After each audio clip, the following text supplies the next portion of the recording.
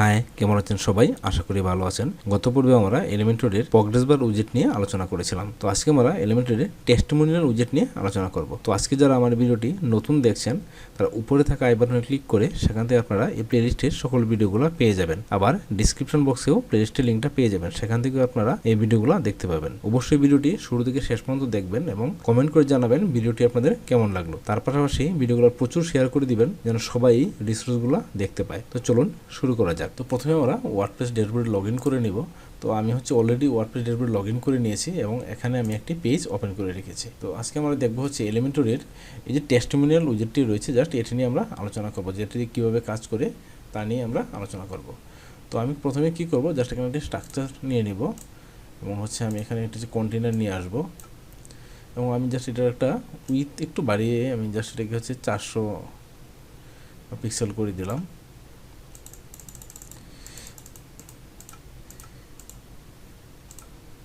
দেখেন আমি এটাকে 400 পিক্সেলে নিয়ে আসলাম। এখন আমি কী করব, জাস্ট আমাদের যে উইজেটটি রয়েছে, জাস্ট উইজেটটি এখানে নিয়ে আসবো আমি। তার জন্য জাস্ট এই টেস্টিং উইজেটটি জাস্ট ডাক করে নেমে ছেড়ে দিব। তো দেখেন আমি জাস্ট যখন এটা ছেড়ে দিলাম, দেখেন প্রথমে কী রয়েছে এখানে কন্টেন্ট। এই কন্টেন্টটা কি, এটা আসলে আমরা যখন কোনো ক্লায়েন্টের বা কারো কোনো কাজ করে দিই, কাজের পরিপ্রেক্ষিতে সেই যখন আমাদের সম্বন্ধে কোনো কমপ্লিমেন্ট দেয়, সেটাই এখানে আমরা লিখবো, সেই কন্টেন্টটাই হবে এখানে। বা আমি যদি একটু বলি যে যখন আমরা মার্কেট প্লেসে কোনো কাজ করি, সেই কাজের পরিপ্রেক্ষিতে বা ফাইবারে যদি কোনো কাজ করি বা আপওয়ার্কে, সেই কাজের পরিপ্রেক্ষিতে যখন কোনো ক্লায়েন্ট আমাদের কোনো রিভিউ দেয়, সেটাই আসলে টেস্টিমোনিয়াল। আমরা জাস্ট এখান থেকে যে কোনো কিছু লিখে দিতে পারবো। তারপর কি ইমেজ, আমরা চাইলে কিন্তু এখানে একটা ইমেজ ব্যবহার করতে পারবো। যে ক্লায়েন্ট আমাকে কমপ্লিমেন্টটা দিল, তা আমি কিন্তু তার চাইলে এখানে একটা ইমেজ ব্যবহার করতে পারবো। জাস্ট এখানে গেলাম, এখান থেকে দেখেন আমি এই ফ্লাওয়ারটা সিলেক্ট করে দিলাম।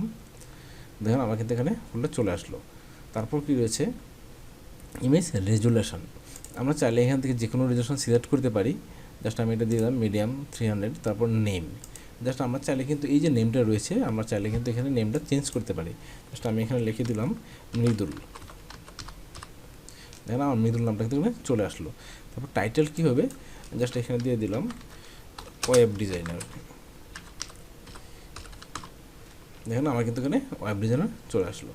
এইভাবেই আমরা কিন্তু এখানে কী করতে পারি, জাস্ট নেম এবং টাইটেলগুলো এখানে চেঞ্জ করে দিতে পারি। তারপর কি হচ্ছে দেখেন ইউআরএল, আমরা চাইলে কিন্তু ওই ক্লায়েন্টের যে কোনো একটা ইউআরএল বা ফেসবুকের ইউআরএল বা যে কোনো ইউআরএল কিন্তু আমরা এখান থেকে নিয়ে বসিয়ে দিতে পারি। তারপর কি হচ্ছে দেখেন এখানে ইমেজ পজিশন, ইমেজটা কোথায় থাকবে সেটা কিন্তু আমরা এখান থেকে সিলেক্ট করে দিতে পারি। দেখেন এখানে অ্যাসাইড এবং এখানে টপ। আমি যে টপ সিলেক্ট করি, দেখেন আমার কিন্তু ইমেজটা টপ চলে গেল এবং নেম এবং যে টাইটেল সেটা কিন্তু নিচে চলে আসলো। আমি আবার যদি অ্যাসাইডে দিই, দেখেন কিন্তু সাইডে চলে আসলো। তো আমি এটা টপেই রাখবো। তারপর কি হচ্ছে দেখেন অ্যালাইনমেন্টটা কি হবে, আমরা যদি চাই লেফটে দিব, দেখুন কিন্তু লেফট চলে আসছে। সেন্টার দিলে সেন্টার এবং রাইটে দিলে রাইট। তো আমরা সেন্টারই রাখবো। এই কন্টেন্টের বিভিন্ন অপশন। তো আমরা এখন যাবো স্টাইলে। আমরা জাস্ট এটাকে স্টাইলে করতে পারি। যে কন্টেন্ট প্রথমে কী রয়েছে টেক্সট কালার, আমি যে টেক্সট কালারে যাই, জাস্ট দেখেন আমি এই কালারটা দিয়ে দিলাম এখানে। তারপর কী হচ্ছে দেখেন টাইপোগ্রাফি, আমরা এখান থেকে কিন্তু আমাদের এই যে টেক্সটের ফন্ট ফ্যামিলি আমরা চেঞ্জ করে নিতে পারি। আমি জাস্ট স্কিউ দিয়ে দিলাম এবং এটা সাইজ দিয়ে দিব 16, একটু বড় করে দেই, এটাকে 24 দিয়ে দিলাম। তারপর কী রয়েছে ওয়েট, জাস্ট আমরা এটাকে দিয়ে দিব 600। দেখেন এটা কিন্তু একটু মোটা হয়ে গেল। তারপর ট্রান্সফর্ম কী হবে, ট্রান্সফর্ম জাস্ট আমরা এটাকে দিয়ে দিব ক্যাপিটালাইজ। দেখেন এটা ক্যাপিটালাইজ চলে আসলো। এবং স্টাইল কি হবে, জাস্ট নর্মালি রাখলাম বা আমরা চাইলে এখানে ইটালিকও দিতে পারি। দেখেন এটা ইটালিক ফর্মে চলে আসলো। তারপর লাইন হাইট, আমরা চাইলে লাইন হাইটটা এখান থেকে কম বেশি করতে পারি। তো আমি এটা জাস্ট 32 দিয়ে দিলাম এবং ওয়ার্ড স্পেসিংটা আমি একটু বাড়িয়ে দিলাম। এইভাবেই আমরা কিন্তু সেখানে আমরা ডিজাইনগুলো করতে পারি। আশা করি আপনারা এই কাজগুলো করতে পারেন অলরেডি। তো তারপর কি টেক্সট শুডো, আমরা চাইলে কিন্তু এখানে টেক্সট শুডো ব্যবহার করতে পারি। তারপর ইমেজ, দেখেন ইমেজের কী রয়েছে, প্রথমে ইমেজ রেজুলেশন, আমরা কিন্তু এখান থেকে ইমেজের রেজুলেশনটা কন্ট্রোল করতে পারি। দেখেন জাস্ট আমি চাচ্ছি যে আমার ইমেজটা একটু বড় করে দিব, 100 পিক্সেল দিয়ে দিলাম। তারপর বর্ডার টাইপ, আমরা চাইলে কিন্তু এই যে ইমেজটা রয়েছে, এটা ইমেজে কিন্তু এখানে বর্ডার দিতে পারি। জাস্ট সলিড দিয়ে দিলাম এবং এটা দিয়ে দিলাম আমি 3 পিক্সেল এবং এটা দিয়ে দেবো আমি রেড কালার। দেখেন আমার চারপাশে কিন্তু একটা কী আসলো, বর্ডার চলে আসলো। তারপর কি রয়েছে বর্ডার রেডিয়াস। আমরা চাইলে কিন্তু দেখেন এই যে ইমেজটা রয়েছে, ইমেজটা কিন্তু অলরেডি হচ্ছে কি গোলাকার। আমরা জাস্ট এখান থেকে যদি আমরা বর্ডার রেডিয়াস ব্যবহার করতে চাই তাহলে দেখেন কি হয়। দেখেন আমি কিন্তু 1 পিক্সেল দিতেই আমার কিন্তু হচ্ছে কী হলো, আমার বর্ডার রেডিয়াসটা কিন্তু ভেঙে গেলো এবং বলতে কিন্তু এটা স্কোয়ার চলে আসলো। আমরা যদি জাস্ট এখান থেকে এটাকে পার্সেন্টেজ দিই এবং হচ্ছে জাস্ট আমি এখান থেকে যদি এটা জাস্ট দিয়ে দিই হচ্ছে 20, দেখেন এটা কিন্তু চেঞ্জ হয়ে গেল। এবং জাস্ট এটাকে যদি আমি দিয়ে দিই 50, দেখেন আমার কিন্তু আবার সেই আগের পজিশনে চলে আসলো। তো এইভাবে হচ্ছে আমরা একটা ইমেজকে এভাবে কন্ট্রোল করতে পারি। তারপর কী হচ্ছে নেমও সেম, যে টেক্সট কালার কী হবে, জাস্ট আমি যাচ্ছি টেক্সট কালারটা দিয়ে দিব হচ্ছে ব্ল্যাক। এবং হচ্ছে টাইপোগ্রাফি থেকে জাস্ট আমি এটাকে দিয়ে দিব হচ্ছে রিস্কিউ, এবং হচ্ছে এটা ফন্ট সাইজ দিয়ে দেবো 32, এবং হচ্ছে এটা আমি কী করবো লেটার স্পেসিংটা একটু বাড়িয়ে দিব। তো এইভাবেই কিন্তু হচ্ছে আমরা ডিজাইনগুলো আসলে করে নিতে পারি। তারপর কি রয়েছে দেখেন এখানে টাইটেল থেকে আমরা দেখেন প্রথমে হচ্ছে টেক্সট কালার, আমি টেক্সট কালারটা একটু চেঞ্জ করে দিব।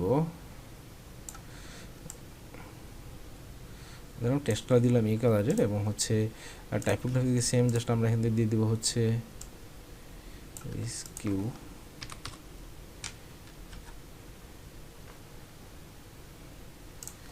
এবং হচ্ছে ফন্ট সাইজটা দিয়ে দেবো হচ্ছে 22, এবং হচ্ছে এটার ওয়ার্ড দিয়ে দেবো 600, এবং হচ্ছে লাইন হাইটটা দিয়ে দেবো একটু বাড়িয়ে নেবো, লাইন হাইটটা আমি 30 পিক্সেল, এবং হচ্ছে লেটার স্পেসিংটা একটু বড় করে দিলাম। দেখেন জাস্ট আমার একটা কিন্তু সুন্দর ডিজাইন চলে আসলো। এখন আমি কি করব, জাস্ট হচ্ছে স্ট্রাকচারটা সিলেক্ট করে স্টাইল থেকে গিয়ে জাস্ট আমি এটাতে কালার দিয়ে দেব, এবং হচ্ছে আমি এখান থেকে জাস্ট কন্টেনারটা সিলেক্ট করে এইটাকে দিয়ে দেবো হচ্ছে সেন্টার। দেখেন এটা কিন্তু আমার সেন্টার বরাবর চলে আসলো। তো এভাবেই টেস্টিমোনিয়াল উইজেটটি নিয়ে আমরা হচ্ছে বিভিন্ন ডিজাইন করতে পারি। তো দেখেন আমি চাচ্ছি কি এখন আরেকটা নিচে আরেকটা ডিজাইন করবো, তার জন্য আমি কী করবো, জাস্ট হচ্ছে এটাকে হচ্ছে আমি ডুপ্লিকেট করে দিব, এবং হচ্ছে জাস্ট হচ্ছে আমি দেখেন এখান থেকে কী করবো, জাস্ট এই যে ইমেজের পজিশনটা রয়েছে জাস্ট এটা আমি সাইডে নিয়ে আসবো। তার জন্য জাস্ট আমি উইজেটটা সিলেক্ট করে জাস্ট হচ্ছে এখান থেকে আমি ইমেজ পজিশনটাকে কী করবো অ্যাসেট করে দেবো। দেখেন আমার ইমেজটা কিন্তু পাশে চলে আসলো। এবং এখন আমি কী করবো, জাস্ট এখান থেকে স্টাইলে যাব, স্টাইল থেকে জাস্ট হচ্ছে ইমেজ থেকে এটাকে আমি জাস্ট হচ্ছে পার্সেন্টেজে নিয়ে আসবো, এবং হচ্ছে আমি এখানে দেখেন অলরেডি কিন্তু গোল হয়ে গেল। জাস্ট এখন আমি কী করবো, জাস্ট এই কালারটা একটু চেঞ্জ করে দিব, আমি জাস্ট হচ্ছে আমি কালারটা একটু চেঞ্জ করে দিলাম। তো এইভাবেই হচ্ছে আমরা ডিজাইনগুলো আসলে করতে পারি। তো আশা করি আপনারা বুঝতে পেরেছেন যে একটি ওয়ার্ডপ্রেস ওয়েবসাইটের ভিতরে কীভাবে আমরা টেস্টিমোনিয়াল উইজেটটি ব্যবহার করব। তো আজকে আমি এখানেই শেষ করছি, দেখা হবে পরবর্তী ভিডিওতে।